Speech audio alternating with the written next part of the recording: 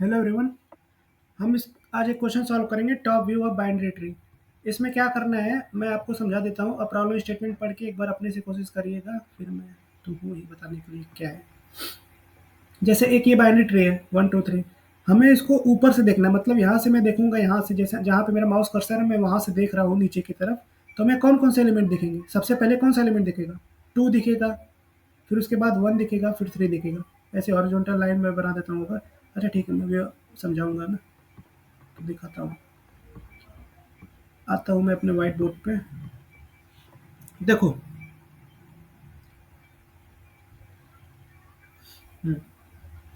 मान लो हमारे पास एक ट्री है। 1 2।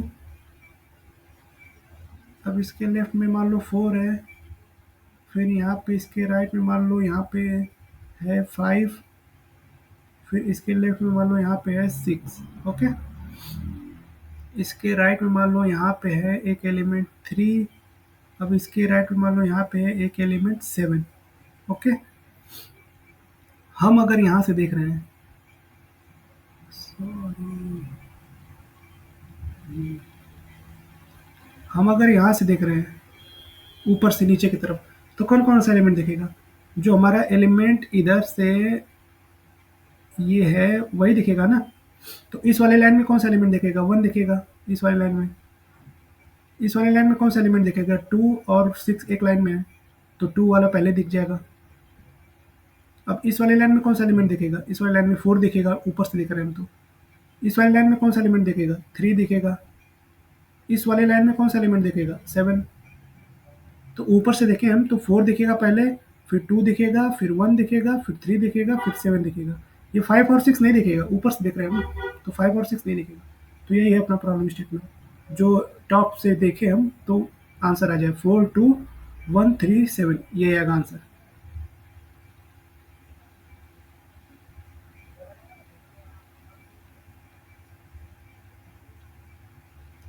यहाँ पे मैं लिख देता हूँ 4 2 1 3 7, ये आया था आंसर अपना। अब मैं एटरेट करता हूँ, ये मान लो जीरो है, ये अपनी जीरोथ लाइन है। ये अपनी -1 लाइन है, ये अपनी -2 लाइन है, ये अपना 1 लाइन है और ये अपना 2 लाइन है। कैसे? ये जीरोथ लाइन में क्या क्या वैल्यू आ रहा है? 1 आ रहा है, 5 आ रहा है, बस। -1 वाली लाइन पे क्या क्या वैल्यू आ रहे हैं? 1 2 आ रहा है, 6 आ रहा है। -2 वाली लाइन पे क्या क्या वैल्यू आ रहा है?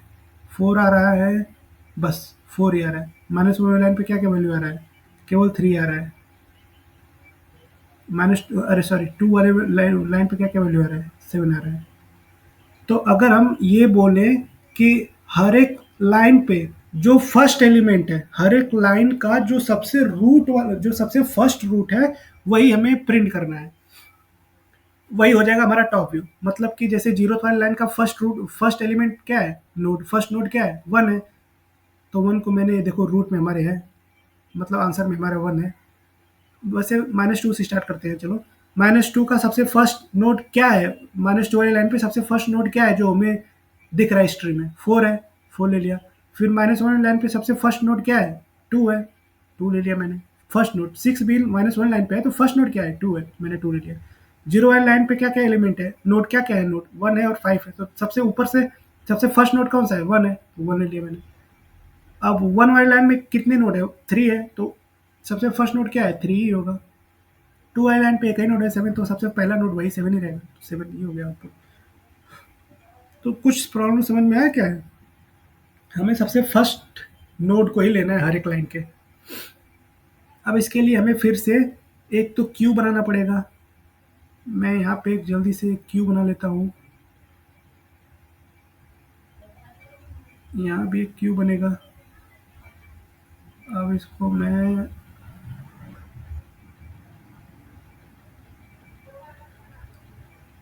एक क्यू है, ये है हमारा Q, Q U E U E Q. इसमें क्या क्या स्टोर कराएंगे? एक तो नोड, और दूसरा वो कौन से लाइन में है। ओके। और इधर हम एक बना लेते हैं मैप।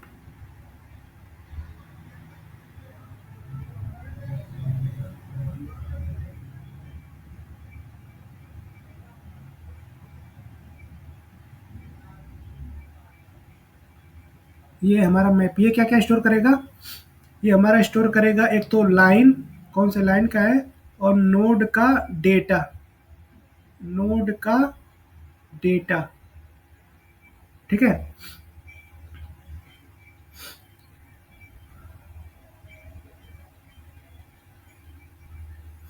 तो अब यहाँ पे फिर से मैं वही, एक मैं नोड बना लेता हूँ वेरिएबल, और एक मैं लाइन बना लेता हूँ वेरिएबल। इनिशियली मैं अपने क्यू डेटा स्ट्रक्चर में ये नोड वन को डाल दे रहा हूँ उसके लाइन के साथ, लाइन जीरो है, नोड वन को उसके लाइन के साथ मैं डाल दे रहा हूँ, वन को जीरो के साथ, ठीक। इनिशियली ये पड़ा है। अब क्या करते हैं, अब अपना वाइल लूप लगाएंगे। वाइल लूप कब तक रन करेंगे अपना, जब तक ये क्यू में जो क्यू है इसका साइज जीरो हो जाए, मतलब क्यू हमारा एम्प्टी ना हो जाए, तब तक हमें इस क्यू को एडिट करना है। ओके, अब क्या है, वन है नोड और लाइन जीरो है, क्यू को मैं पॉप करूंगा तो नोड पे क्या आएगा वन, लाइन पे क्या है जीरो। अब मैं मैप में क्या करूंगा, अपने जीरोथ लाइन पे जाके मैं स्टोर कर दूंगा वन, वन, ठीक। अब देखूंगा क्या ये, अब क्यू में क्या करेंगे, ये लेवल ऑर्डर ट्रेवर्सल, इसका मैं यहाँ पे लिख देता हूँ, ये जो मैं कर रहा हूँ ना क्यू, ये है level order traversal, L E V E L level, L E V E L level order, O R D E R, level order traversal, ये मैं लेवल ऑर्डर ट्रेवर्सल कर रहा हूँ।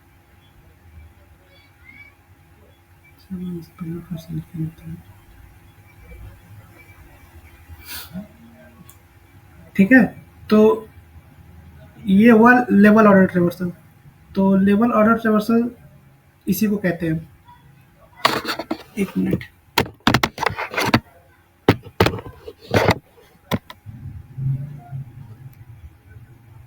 तो अब मैंने इसमें मैप में पुश करा लिया अपने जीरो वाली लाइन पे नोड वन है। अब मैं क्या करूँगा, अब तो अभी मैप में कोई एलिमेंट नहीं है ना, तो मैं वन को अपना इंसर्ट कराऊंगा, वन का जो लेफ्ट राइट एलिमेंट है उसको मैं अपने क्यू में इंसर्ट कराऊंगा। तो वन का, ये वन नोड का लेफ्ट एलिमेंट क्या है, टू है, टू, उसका लाइन क्या होगा माइनस वन, क्योंकि जब भी देखो लेफ्ट में आइटरेट करेंगे ना, तो जो लेफ्ट में जो लाइन, पिछला लाइन था, पिछला लाइन की वैल्यू जीरो थी ना, तो हम लेफ्ट में आइटरेट कर रहे हैं, तो पिछले लाइन की वैल्यू में माइनस वन कर दो, पिछला लाइन जीरो था उसमें माइनस वन कर दी। जब भी लेफ्ट जाएंगे, देखो ना यहाँ से ये दिख रहा होगा, ये इधर लेफ्ट जा रहे हैं तो माइनस वन करेंगे, लाइन माइनस वन हो रहा है, ठीक। और जब राइट जा रहे हैं तो लाइन प्लस वन हो रहा है, ठीक। ये याद रखना है। ये टू इंसर्ट कर लिया, और वन का राइट भी है एलिमेंट, हाँ, तो क्या है, थ्री को मैं लाइन वन के साथ इंसर्ट करा ले रहा हूँ, क्योंकि लाइन में इनिशियली क्या प्रेजेंट है, अब जीरो प्रेजेंट था, और उसका लेफ्ट में मैं गया तो जीरो माइनस वन किया मैंने, तो टू को इंसर्ट कर लिया, और जीरो जब मैं राइट में जाऊंगा तो जीरो प्लस वन करूंगा तो थ्री को वन के साथ इंसर्ट कर लिया। ये हो गया क्यू में इंसर्ट। अब मैं क्या करूंगा, अब मैं पॉप करूंगा क्यू से, मतलब अभी मैं फिर चेक करूंगा क्या क्यू इम्पटी हुआ अपना, अभी नहीं इम्पटी हुआ तो मैं फिर पॉप कर दूंगा। तो टू और माइनस वन हमारी नोड में क्या आ जाएगा, टू, और लाइन में क्या आ जाएगा माइनस वन। तो मैं जाऊंगा अपने क्यू में माइनस वन वाले लाइन पे टू नोड स्टोर कर लूंगा, ठीक।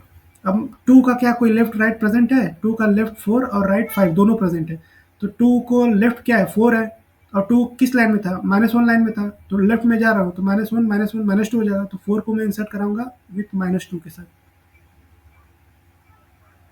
और टू का राइट क्या है, टू का राइट फाइव है, टू कौन से लाइन में था माइनस वन, राइट जा रहे हैं प्लस वन करना होगा, तो माइनस वन प्लस वन क्या होगा जीरो, तो राइट में फाइव है जीरो के साथ, तो मैंने टू का लेफ्ट राइट स्टोर करा लिया, ठीक। और मैंने माइनस वन लाइन पे टू को डाल भी दिया है। अब मैं क्या करूँगा, अब मैं थ्री और वन को पॉप करूँगा, नोड है थ्री, लाइन है वन, और मैं अपने मैप में वन लाइन पे, लाइन नंबर वन पे थ्री डाल दूंगा नोड का data.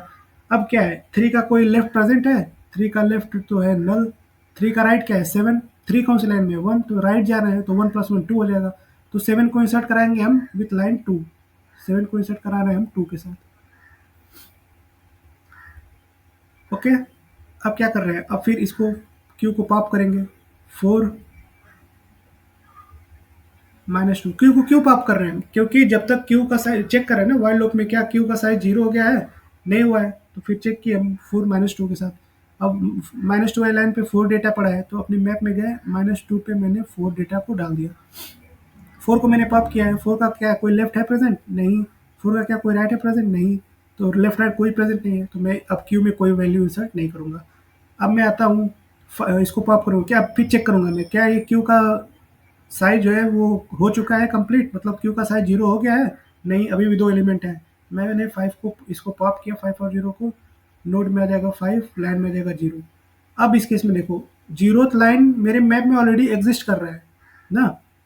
0th line already exist कर रहा है, तो अब मैं क्या करूँगा, अब मैं नहीं डालूँगा, क्योंकि ये क्या कर रहा है ना, 0th लाइन में इसका क्या मतलब हुआ? इस लाइन का क्या मतलब हुआ? 0th लाइन में 1 ऑलरेडी आ चुका है, तो उसको मैंने 1 को मैप में डाला पहले। अब फिर से 5 भी है, तो 0th लाइन में 5 भी आ रहा है, तो अब मैं इसको नहीं डालूँगा। क्यों? क्योंकि मैंने पहले ही बताया था कि हर एक लेवल का फर्स्ट नोड ही डालना है। तो फर्स्ट नोड कैसे मैं सेंस करूँगा? उसको सेंस करने का यही है कि जो मैप में सबसे पहले बार एंट्री हो चुकी है, वही उसका फर्स्ट नोड है।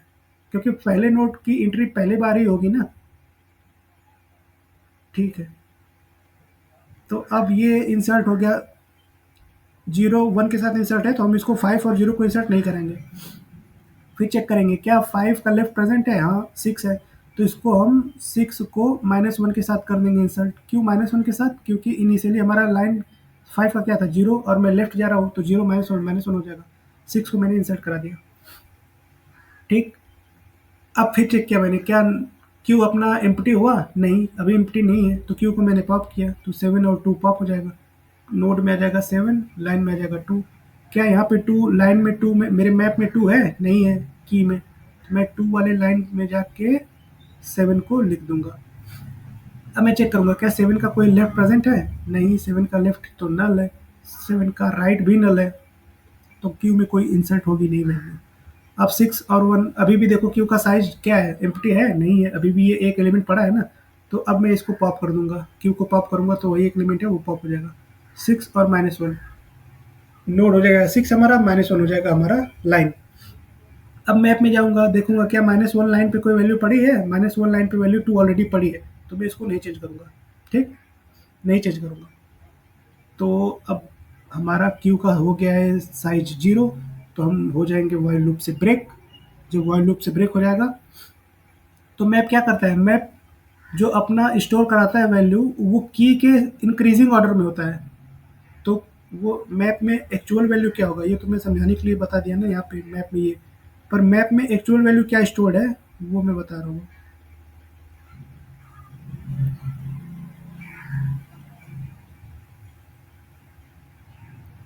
सबसे छोटा क्या एलिमेंट है? -2 अकॉर्डिंग टू की।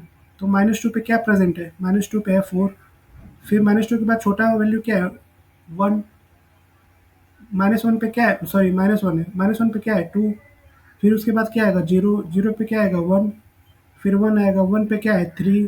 फिर 2 आएगा, 2 पे क्या है? 7। तो हमारे मैप में एक्चुअल में वैल्यू ये स्टोर्ड है, लाइन और नोड का डेटा ये है। ये तो मैंने समझाने के लिए, आइट्रेशन करने के लिए ये बताया था। नोड में देखो ये सेम वैल्यू इसमें भी प्रेजेंट है, पर मैप क्या करता है ना, उसको according to increasing order of key में सॉर्ट करके रखता है। तो इसलिए नोड में वैल्यू ये प्रेजेंट है। ये देखो यहाँ से अगर देखा जाए तो ये नीचे इंक्रीजिंग ऑर्डर ऑफ की है। ठीक है, अब मैप में मैं आइट्रेट करूँगा। -2 पे क्या है वैल्यू? -2 पे है वैल्यू 4।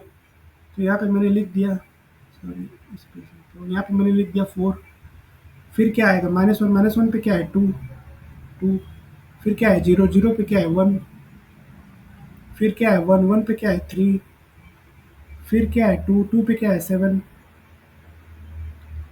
तो ये हमारा देखो दोनों सेम हो गया ना, तो आंसर यही है। और इसका टाइम कॉम्प्लेक्सिटी, स्पेस कॉम्प्लेक्सिटी क्या होगा? टाइम अगर मैं बात करूँ और स्पेस, तो मैं एक केवल क्यू डेटा स्ट्रक्चर लिया हूँ ना, तो टाइम कॉम्प्लेक्सिटी तो सेम ही रहेगा। और स्पेस कॉम्प्लेक्सिटी क्या होगा? स्पेस कॉम्प्लेक्सिटी, मैंने एक क्यू बनाया पहले, ऑर्डर ऑफ एन। फिर मैंने एक मैप बनाया, ऑर्डर ऑफ एन। और कोई बना रहा है कोई, मतलब और कुछ बन रहा है? नहीं। तो ये हो जाएगा ऑर्डर ऑफ 2n। तो ये समथिंग ऑर्डर ऑफ एन हो जाएगा। तो time complexity order of N और स्पेस कॉम्प्लेक्सिटी भी ऑर्डर ऑफ एन ही रहेगा। तो टाइम और स्पेस दोनों ऑर्डर ऑफ एन हो गए। तो इसके कोड पे आ जाते हैं अब जल्दी से।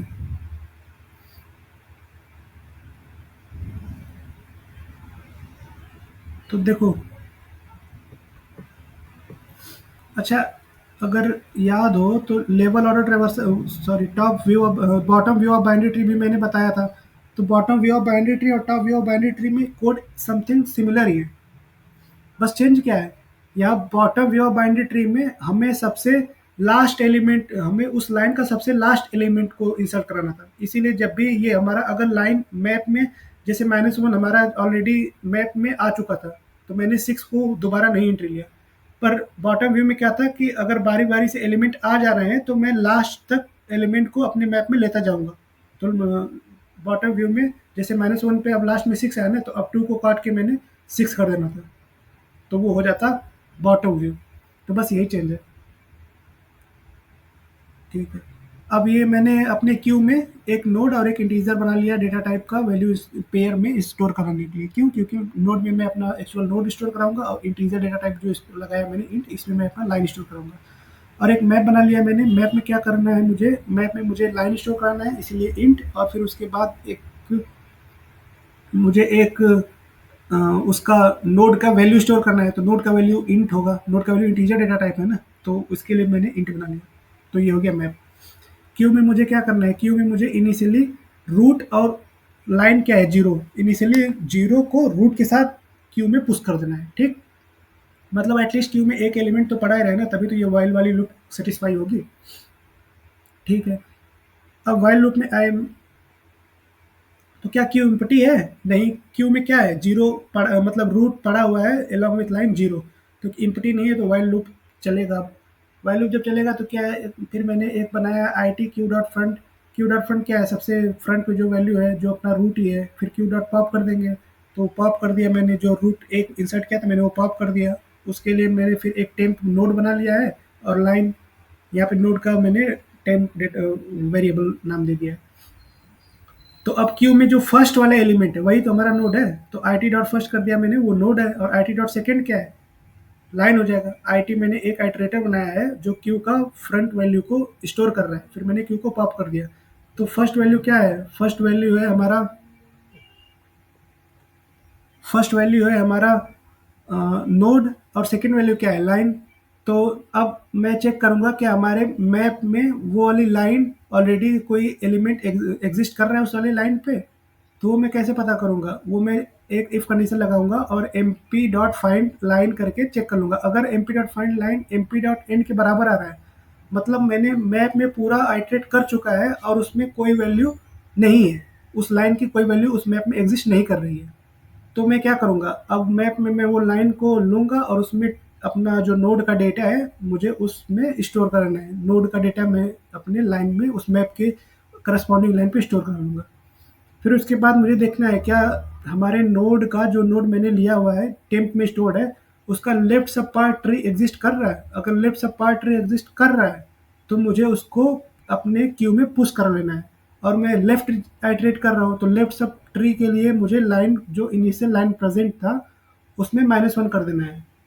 फिर उसी तरह राइट सब ट्री के लिए देखना है, राइट सब ट्री का भी एलिमेंट प्रेजेंट है, तो राइट ट्री को मैं पुश करा लूंगा और उसका लाइन जो होगा लाइन +1 कर दूंगा। जब हमारा क्यू एम्प्टी हो जाएगा, मतलब कि सारे value along with corresponding lines हमारे मैप में स्टोर्ड हो चुके हैं। और मैप का बिहेवियर है, ये अनऑर्डर्ड मैप नहीं बनाया मैंने, मैप बनाया है। तो मैप का बिहेवियर होता है, मैप में जितने भी वैल्यू स्टोर्ड होते हैं की वैल्यू पेयर में होते हैं ना, तो मैप में जो वैल्यू स्टोर्ड होते हैं वो सॉर्टिंग सॉर्टेड अकॉर्डिंग टू की होते हैं, मतलब की के ऑर्डर में सॉर्ट रहते हैं। तो ठीक है, फिर मैंने अपना एक बना लिया आइटरेटर। अब उसको मैं बारी बारी से आइटरेट करूंगा और अपने आंसर वेरिएबल में, आंसर वेक्टर में जो एक्स डॉट सेकेंड है स्टोर करता जाऊंगा, क्योंकि हमारा डेटा तो सेकेंड वाले में ही स्टोर है ना। फर्स्ट वाला तो की है, सेकेंड वैल्यू है, तो की वैल्यू पेयर में होता है ना, फर्स्ट तो की है, सेकेंड वैल्यू है, तो सेकेंड में स्टोर्ड है, तो x डॉट सेकेंड को स्टोर करते जाऊंगा अपने एन एस में, और लास्ट में मैं क्या करूंगा, एन एस को रिटर्न कर दूंगा। टाइम कॉम्प्लेक्सिटी इसका मैंने बताया ही, और स्पेस कॉम्प्लेक्सिटी बता दी, ये कोड भी बता दिया मैंने।